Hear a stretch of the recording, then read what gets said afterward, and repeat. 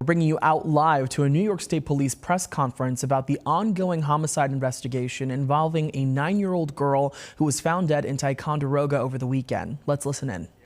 From the Department of Environmental Conservation of Public Protection. The New York State Police and our partners is currently investigating the homicide of Melina Frattolin. I want to remind everyone that this is an ongoing investigation, and this information is preliminary and subject to change.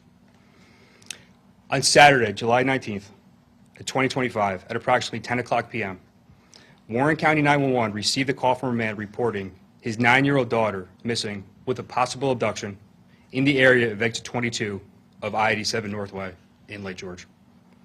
The child was identified as Melina Frattolin, age 9, and the caller as her father, Luciano Frattolin, age 45.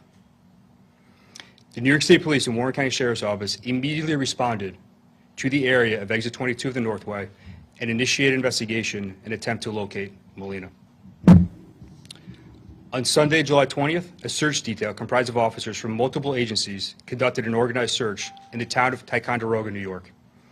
In an area Mr. Frattolin was suspected of having visited.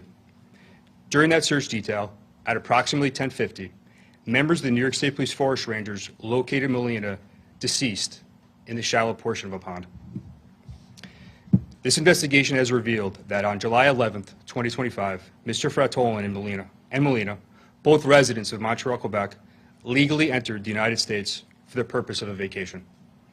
They are expected to return to Canada on Sunday, July 20th, at which time Melina would be returned to the custody of her mother in Montreal. The mother and Mr. Frattolin have been estranged since 2019. The child resided full-time with her mother, and Frattolin visited with the child when in Canada. At about 5:30 p.m. on July 20th, Melina is observed with her father on video surveillance in Saratoga Springs, New York. At about 6:30 p.m., she spoke to her mother on the phone and told her she and her father were en route back to Canada. The child appeared to be in good health and did not indicate she was under any duress. The investigation has determined sometime after Melina's phone call with her mother and before Mr. Frattolin's 911 call, he allegedly murdered Melina and left her body in a remote area where she was later discovered by law enforcement.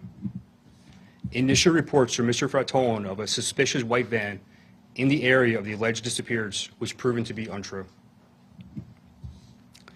The suspect has been charged with murder in the second degree and concealment of a human corpse. He was then transported to the Essex County Correctional Facility where he was held pending arraignment. The suspect is scheduled to be at Ticonderoga Town Court this morning for arraignment. Melina's cause of death is pending the results of an autopsy, which is scheduled for later today. This is certainly a difficult case and a heartbreaking investigation. On behalf of the New York State Police and our law enforcement partners, I want to offer our condolences to the family of Melina. I would additionally like to thank our partners with the Warren County Sheriff's Office, Essex County Sheriff's Office, Warren County District Attorney, Essex County District Attorney, the Montreal Police Department, Department of Environmental Conservation, the Ticonderoga Police Department, and the FBI for their assistance in this investigation. If any member of the public has information regarding the death of Melina Frattolin, I encourage them to contact the New York State Police at area code 518-783-3211. I will now answer a limited number of questions. I ask for your patience as due to the active nature of this ongoing investigation, I am limited with respect to how much we can release at this time. The motive is still under investigation. What led you to believe that? What was the first sign that there were inconsistencies in the story? Yes, sir. So the suspect's initial account is that he had pulled over in the area of exit 22 in Lake George, pulled over into a parking lot to urinate. His initial report is he steps away to a wooded area, returns to the vehicle, and at that point, his child is gone from the vehicle. He reports a suspicious white van fleeing the scene southbound. During a subsequent interview, he then reports 2 unknown males forced her into a white van. That lead was thoroughly investigated and disproven. Do you know the cause of death yet? The cause of death is pending the results of the autopsy, which is scheduled for today. Go ahead. We have no information that there's any issues with mental health, no. And you say that he was estranged from his wife. Do you know if he was authorized He was. Does Mr. Frattolin have any criminal record in the U.S. or Canada that you're aware of? He has no criminal history. He has no domestic violence history either. How cooperative was Luciano in the discovery of her body? I cannot provide any information with regard to that at this point. How will it work since they're both Canadian citizens? How will you try? I don't want to speak to the prosecution, but he'll be charged and prosecuted in New York State. What led you to Ticonderoga? I don't want to divulge too much with respect to law enforcement technology or the tools we use, just to say that we focus our search area at Ticonderoga based on inconsistencies in his initial account, as well as some technology available to law enforcement. Where did the 911 call emanate from? The suspect, No, geographically. Where was Warren it? County. Okay. Was it in Lake George though, or was it? It was the area of Lake George, correct, in the area of exit 22. Forgive me if this was already covered. What are the charges? Murder in the second degree and concealment of the human corpse.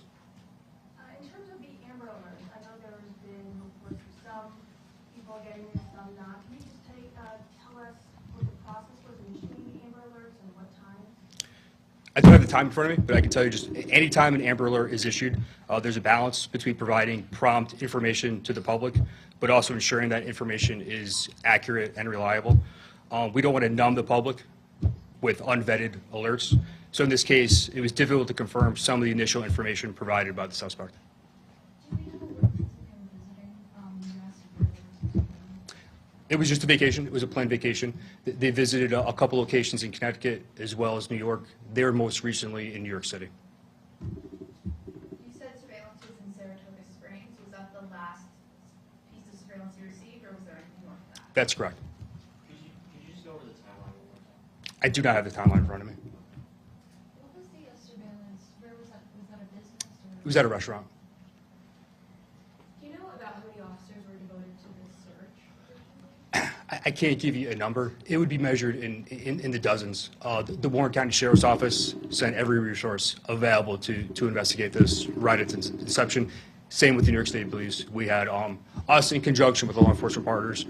We had aviation, drones, K-9, investigators, uniformed troopers. Every resource we had to bear, we applied in this investigation. Where will the arraignment be held today, and do you have a time? I don't have a time. It's scheduled for today in town of Ticonderoga Court.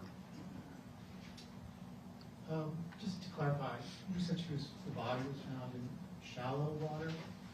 In the shallow portion of a pond in a remote area.